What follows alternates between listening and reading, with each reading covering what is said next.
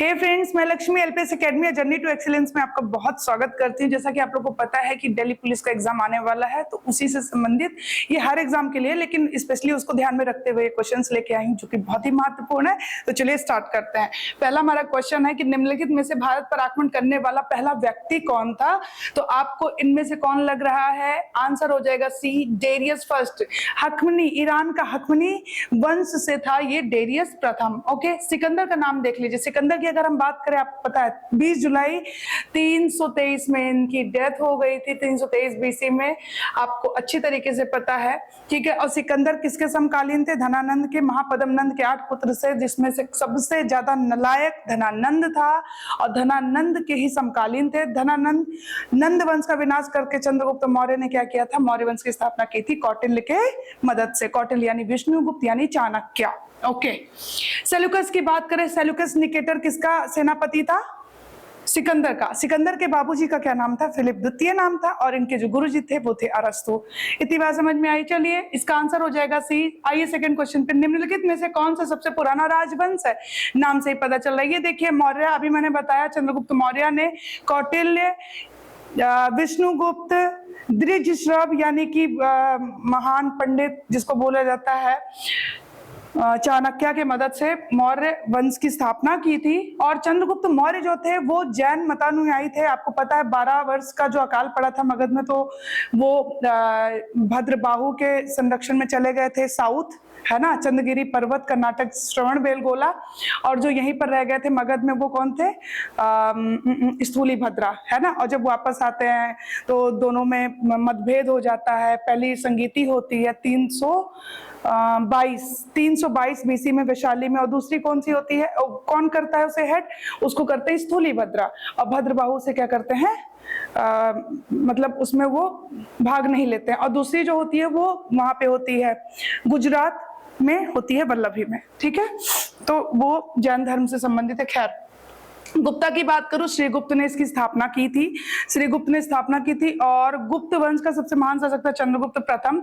कुषाण की अगर बात करें, ये जो है चाइना के यूची कबीले से संबंधित थे।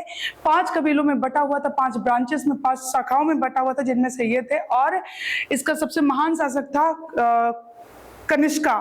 कनिष्का जो थे उन्होंने शक संवत 78 ईस्वी वो लेके आए। और क्या बताऊं मैं, कनिष्का के ही पीरियड में आपको पता है चौथी बौद्ध समिट हुई थी।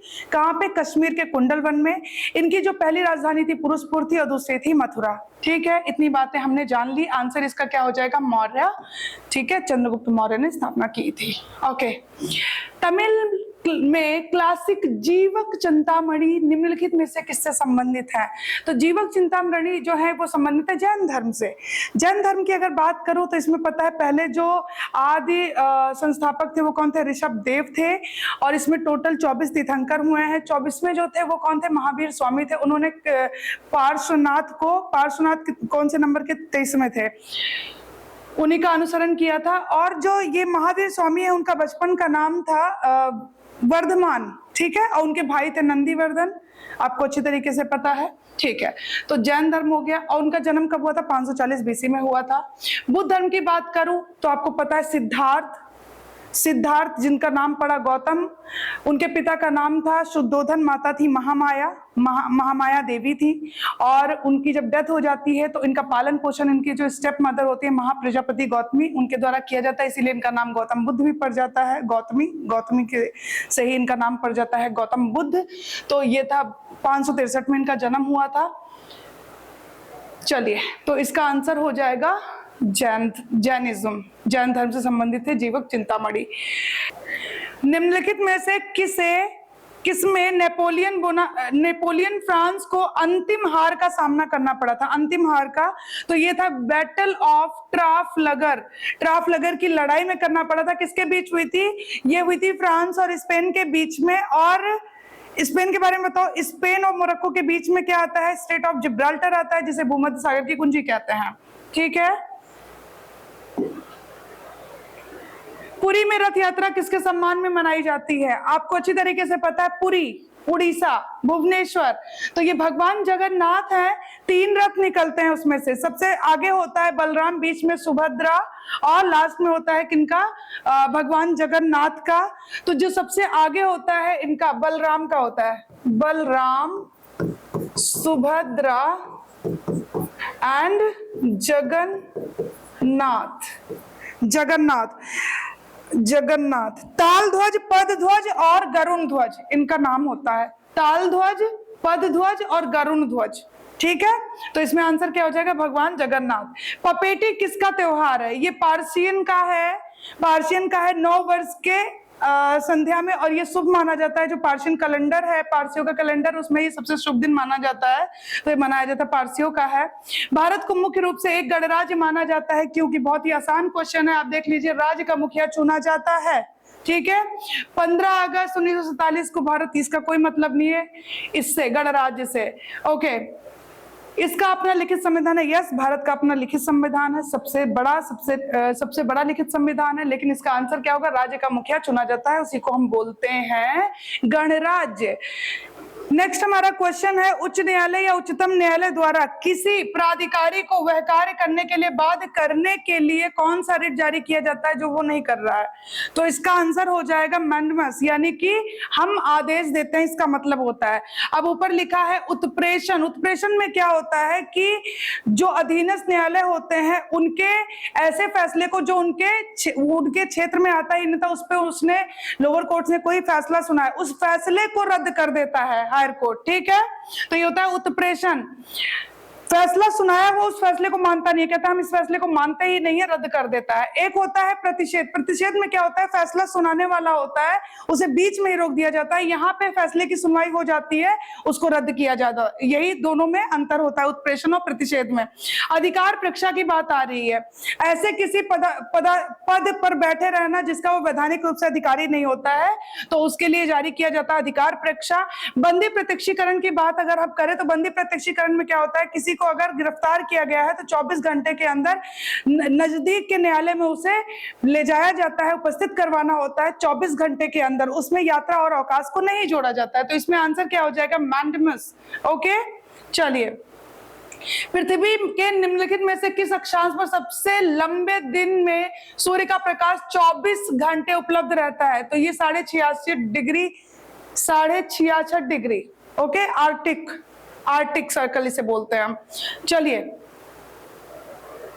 आर्टिक वृत्त। या महाद्वीपों के पश्चिमी उष्णकटिबंधीय क्षेत्रों में व्यापक रेगिस्तान पाए जाते हैं, क्योंकि 20 से 30 डिग्री अक्षांश पर पाए जाते हैं।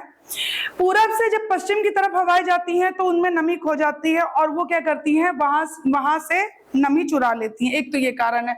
दूसरा कारण है कि पश्चिम में जो ठंडी जल धाराएं होती हैं, ठीक है, ओशियन करंट्स जो होती हैं, कोल्ड ओशियन करंट्स होती हैं, ये भी कारण है। तो इसमें आंसर है पूर्वी व्यापारिक हवाओं का। ठीक है, आंसर इज पूर्वी व्यापारिक हवाओं का। ठीक है, निम्नलिखित में से कौन सा कारक प्रायद्वीपीय या नदियों के पूर्व की ओर बहने का मुख्य कारण है। आप लोग को अच्छी तरीके से पता है कि अधिकतर नदियां देखिए, ये रहा वेस्टर्न घाट और ये रहा ईस्टर्न घाट। अधिकतर नदियां पश्चिम से पूर्व की तरफ बहती हैं, है ना। क्योंकि यहाँ पे देखिए आंसर दिया हुआ है, पूर्वी घाट पश्चिमी घाट से नीचे है। पूर्वी घाट पश्चिमी घाट से नीचे है, एक तो ये है। अब ये अधिकतर नदियां क्या बोला मैंने, पूरब की तरफ जाती हैं, लेकिन कुछ नदियां ऐसी हैं जो पश्चिम की तरफ आती हैं, जिनमें से कौन सी हैं, साबरमती, माही, नर्मदा, तापी। नर्मदा और तापी भ्रंश से बहती हुई, और बीच में उनके क्या पड़ता है, सतपुड़ा रेंज भी पड़ता है ना। सतपुड़ा को क्या बोलते हैं हम लोग, ब्लॉक माउंटेन भी बोलते हैं। ठीक है, दो भ्रंश के बीच में पड़ता है नर्मदा भ्रंश और तापी भ्रंश। नर्मदा नदी निकलती है अमरकंटका से और तापी निकलती है बैतूल से, और दोनों पश्चिम की ओर आते और खंबात की खाड़ी में अपना जल गिराती हैं। ठीक है, इसका आंसर हो जाएगा eastern ghat are lower than the western ghat. Answer is D. Palk strait separatist, Palk जल डमरू मध्य किसको अलग करता है, पाक जल डमरू किसको,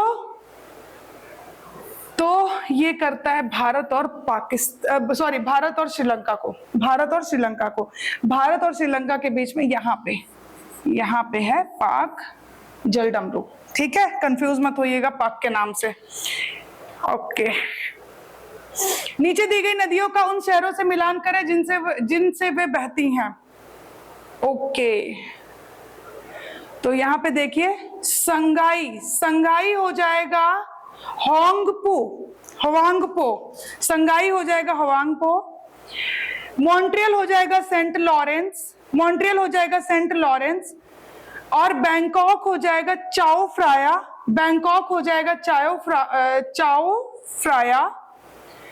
मॉन्ट्रियल हो जाएगा सेंट लॉरेंस, एंड ड्रेसडन हो जाएगा एल्ब। अब यहाँ पे मॉन्ट्रियल लिखा हुआ है, इसको मैं बता देती हूँ। मॉन्ट्रियल प्रोटोकॉल हुआ था 1987 16 सितंबर, इसीलिए हम ओजोन दिवस भी मनाते हैं उस दिन 16 सितंबर को। तो ये था मॉन्ट्रियल प्रोटोकॉल, मतलब मॉन्ट्रियल से मुझे याद आया तो मैंने बता दिया, 1987 में हुआ था, इंपॉर्टेंट है।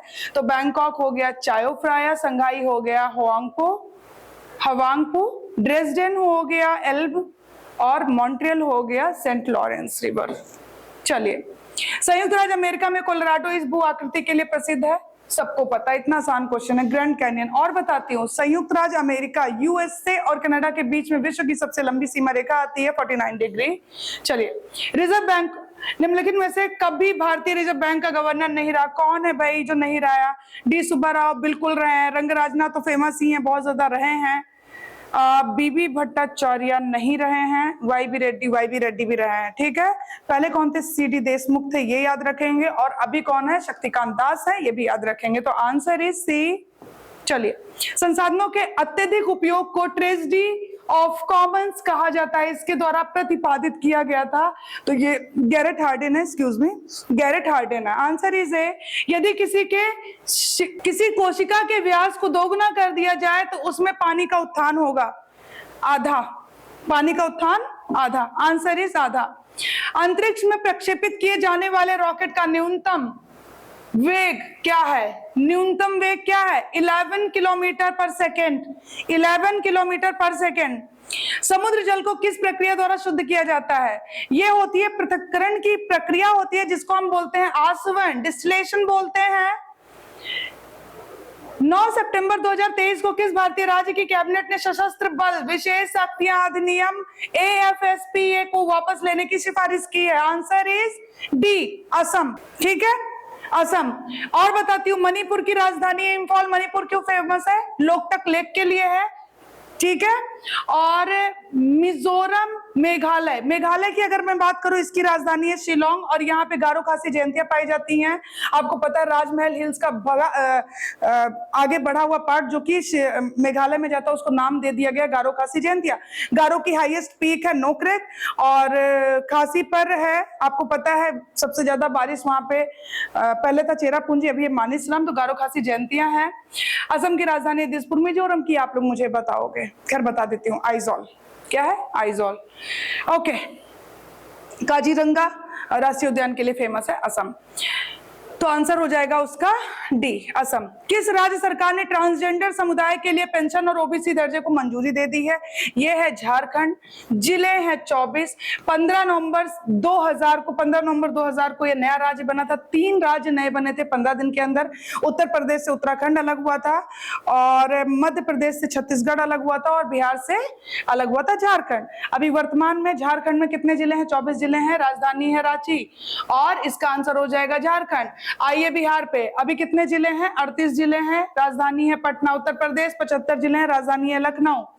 चलिए, किस देश ने ब्लॉकचेन तकनीकी द्वारा संचालित सभी नागरिकों के लिए एक संप्रभु राष्ट्रीय या डिजिटल आईडी पेश की है? भूटान ने की है, करंट अफेयर्स में करवा चुकी हूं मैं। भूटान ने की है, राजधानी है थिम्पू। सिंगापुर की राजधानी है सिंगापुर नगर। चाइना की राजधानी है बीजिंग, और भारत की क्या है? Okay, new Delhi. चलिए, भारत की अध्यक्षता में किस संगठन को G20 में स्थायी सदस्यता प्रदान की गई, स्थायी सदस्यता प्रदान की है। G20 ग्रुप ऑफ 20, आप लोग देखना ग्रुप 20 में क्या भारत है? ओके, तो इसमें से हो जाएगा African union, answer is African union. ये जो ब्रिक्स लिखा, आसियान लिखा, OECD लिखा, इसके बारे में पढ़िएगा। चलिए, 9 सितंबर 2023 को गोवा में 37वें राष्ट्रीय खेलों के लिए मशाल किसने लॉन्च की? मशाल लॉन्च की है PS श्रीधरन पिल्लई ने की है, श्रीधरन पिल्लई ने की है। इंपॉर्टेंट आंसर इज ए, किस राज्य सरकार ने नंद बाबा दूध मिशन को लागू करने के लिए एक समिति का गठन किया है? तो आ जाइए हमारे उत्तर प्रदेश पे। उत्तर प्रदेश 75 जिले, योगी आदित्यनाथ जी CM है। बिहार की बात करें तो जिले हैं 38 और क्या नाम है इनका, हाँ, पटना राजधानी है, नीतीश कुमार CM है।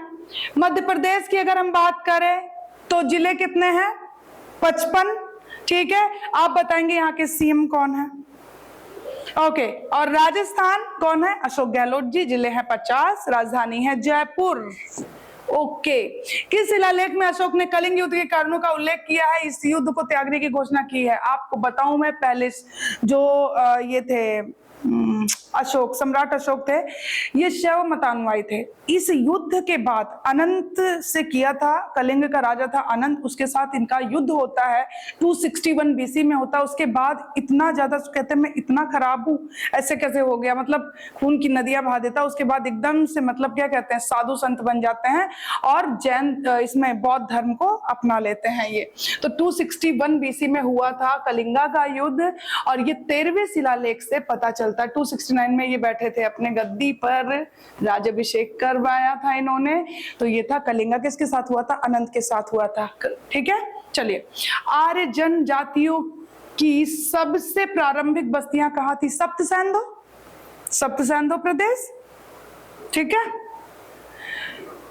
ओके, वरामेर के पंच सिद्धांत निम्नलिखित में से किससे संबंधित है? एस्ट्रोनॉमी, खगोल विद्या से हैं। दीवाने कोई के नाम से जाना जाने वाला एक कृषि विभाग किसके द्वारा बनाया गया? MBT कौन है? सबसे मूर्ख पढ़ा लिखा कौन था? कुछ लोग कहते हैं ना पढ़े लिखे मूर्ख हो, कौन था? मोहम्मद बिन तुगलक, जौना खां, याद आया?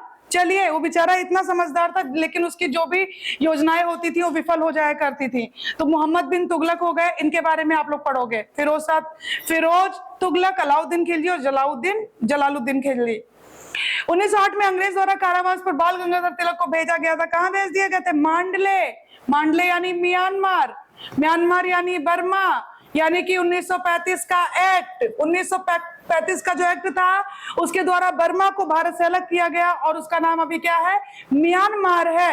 ओके, ये जो रंगून लिखा हुआ है, रंगून, ये भी रंगून की बात करूं अगर मैं, यहाँ पे किसको भेज दिया गया था? बहादुर शाह जफर द्वितीय, अकबर द्वितीय के बेटे थे, है ना, ठीक है। और आखिरी मुगल सम्राट भी थे, बहादुर शाह द्वितीय, ठीक है। भारत में नृत्य, नाटक और संगीत को बढ़ावा देने के लिए निम्नलिखित में से कौन जिम्मेदार है? संगीत नाटक अकादमी, संगीत नाटक अकादमी, आंसर इज बी। सुमेलित करना है हमें। होप्स, रूसो, लोके, हिटलर, तो होप्स हो जाएगा फ्रांसीसी क्रांति, रूसो हो जाएंगे सेकेंड वर्ल्ड वॉर, होप्स हो जाएगा तो यहाँ पे 1 लिखेंगे, रूसो की जगह लिखेंगे सेकेंड वर्ल्ड वॉर 4 लिखेंगे। लोके थे गौरवशाली क्रांति, तो यहाँ पे कर देंगे हम 2, बचा कौन सा? हिटलर 3। तो चार्ल्स प्रथम का निष्पादन हिटलर के समय, तो आंसर हो जाएगा 1 4 2 3, 1 4 2 3। ओके, चलिए, लेडी विद द लैम्प के नाम से जाना जाता है, बहुत ही फेमस है। देखिए, Florence Nightingale, Florence Nightingale, important. हम भारत के किस प्रकार के लोकतंत्र का पालन करते हैं? प्रत्यक्ष, अध्यक्षीय, अधिनायकत्व या प्रतिनिधित्व, है ना, आंसर इज सी, रिप्रेजेंटेटिव। निम्नलिखित कथनों पर विचार कीजिए। Pluto is not a planet now, बिल्कुल सही बात है। 2006 में इसे हटा दिया गया, ये ग्रह नहीं है, इसे क्या बोला जाता है? बौना ग्रह, अच्छी बात है ये। प्लूटो की खोज 1930 में क्लाइड टॉमबॉग ने की थी, बिल्कुल ठीक है। और कहाँ के थे ये? अमेरिकी साइंटिस्ट थे, ये भी ठीक है। Pluto has been given the number 134340, बिल्कुल ठीक है। ऑल ऑफ द अबव, ऊपर के सभी सही हैं। चलिए, जब चंद्रमा सूर्य को पूरी तरीके से ढक लेता है तो क्या होता है? चंद्रमा सूरज को पूरी तरीके से ढक रहा है, मींस उसको बोलते हैं डार्केस्ट होता है, वहां पे रोशनी नहीं जा सकती। आपने पढ़ा होगा चंद्र ग्रहण और सूर्य ग्रहण। सूर्य ग्रहण कब लगता है? अमावस्या को लगेगा, और चंद्र ग्रहण लगता है पूर्णिमा को। तो इस स्थिति को जहां डार्केस्ट होगा, बिल्कुल पूरी तरीके से ढक लेगा, तो उसको हम बोलते हैं अंबरा। और जो लाइट वाला, मतलब जहां पे उस डार्क एरिया की छाया हल्की सी रहती है, जहां पे रोशनी जा सकती है, उसको हम बोलते हैं पेनम्बरा। तो आंसर हो जाएगा अंबरा। वे पर्वत जो हिमालय श्रृंखला का हिस्सा नहीं है, देखिए कुल्लून है, तिब्बत में है, ये आपको पता है। काराकोरम भी है, हिंदुकुश भी है, अरावली नहीं है। उत्तर पश्चिम में है अरावली, और विश्व की जो पुरानी पर्वत श्रेणियां उनमें से ये भी आता है, ठीक है। गुजरात से लेकर दिल्ली तक फैला हुआ है, दिल्ली रिज तक, मजनू टीले तक है। और सबसे ज्यादा जो इसकी लंबाई चौड़ाई है राजस्थान में है। राजस्थान में जो इसकी हाईएस्ट पीक है वो माउंट आबू है, जो कि गुरु शिखर, माउंट आबू में है गुरु शिखर 1722। काराकोरम की अगर हम बात करें, आपको अच्छी तरीके से पता है कि यहाँ पे देखिए, यहाँ पे एक मैंने लाइन ड्रॉ की है, इसको हम बोलते हैं सचर जोन। क्या बोलते हैं? सचर जोन बोलते हैं। ऊपर आता है ट्रांस हिमालय और नीचे आता है हिमालय। ट्रांस हिमालय का पार्ट है काराकोरम। काराकोरम लद्दाख एंड जास्कर। काराकोरम पर भारत की सबसे ऊंची चोटी है माउंट केटू। केटू यानी गाडविन आसन 8611। इतनी बात समझ में आई। लद्दाख की बात करें, दुनिया का सबसे तीव्रतम, उससे तीव्रतम यही है लद्दाख, ठीक है। और फिर आता है जास्कर। उसी ये जो ग्लेशियर है ना काराकोरम पर, क्या कहते हैं, काराकोरम पर ग्लेशियर पाए जाते हैं 4। सियाचिन, इस पर बियाफो बाल्टोरा, 4 ग्लेशियर पाए जाते हैं। भारत की सबसे ऊंची चोटी पाई जाती है। हिमालय की अगर बात करें तो यहाँ पे हिमालय आएगा, महान हिमालय आएगा, नंगा से नमचा पर्वत, फिर आता है मध्य हिमालय जिसे हम लघु कहते हैं, फिर आता है शिवालिक हिमालय जो कि आउटर हिमालय। खैर इतना डीप नहीं जाएंगे। हिंदू कुश की बात करें तो आपको पता है हिमालय अपने पूरब और पश्चिम मोड़, दक्षिणवर्ती मोड़ लेता है। जब ये पश्चिम में लेता है तो नॉर्थ ईस्ट के जो 7 सिस्टर्स है वहां पे अलग अलग नाम से जाना जाता है। जैसे अरुणाचल प्रदेश में इसे पटकाई बुम बोलते हैं, नागा में नागा हिल्स बोलते हैं, मणिपुर में मणिपुरी हिल्स बोलते हैं, और मिजोरम में मिजो हिल्स बोलते हैं, और म्यांमार में अराकान योमा बोलते हैं। ये बात समझ में आती है। उसी तरीके से जब ये पश्चिम में जाता है तो पश्चिम में इसको, अफगानिस्तान में इसको हिंदू कुश बोलते हैं, और पाकिस्तान में इसे सुलेमान श्रेणी बोलते हैं। ओके, तो इसका आंसर क्या होगा? सियाचिन ग्लेशियर कहां पर? अभी क्या बताया? 4 ग्लेशियर पाए जाते हैं, काराकोरम पर है, और काराकोरम पर केटू भी है जो कि भारत की ऊंची चोटी है। और भारत में स्थित ऊंची चोटी कौन सी है? कंचनजंगा है जो कि सिक्किम में है। ओके, तो आंसर हो जाएगा इसका काराकोरम। भारत में सेवा कर किसकी सिफारिश पर लागू किया गया था? डॉक्टर राजा जे चलैया समिति। Answer is B. गियर पहिए बनाने के लिए आमतौर पर उपयोग किया जाने वाला प्लास्टिक सामग्री है, तो यह है नायलॉन। विभिन्न तारों के अलग अलग रंग के कारण क्या होता है? इसका टेम्परेचर कारण होता है। सबसे गर्म ग्रह है शुक्र, जिसको हम वीनस बोलते हैं, चमकीला और भोर का तारा भी बोलते हैं, और सबसे ठंडा है नेपच्यून। ओके, तो ये होता है टेम्परेचर।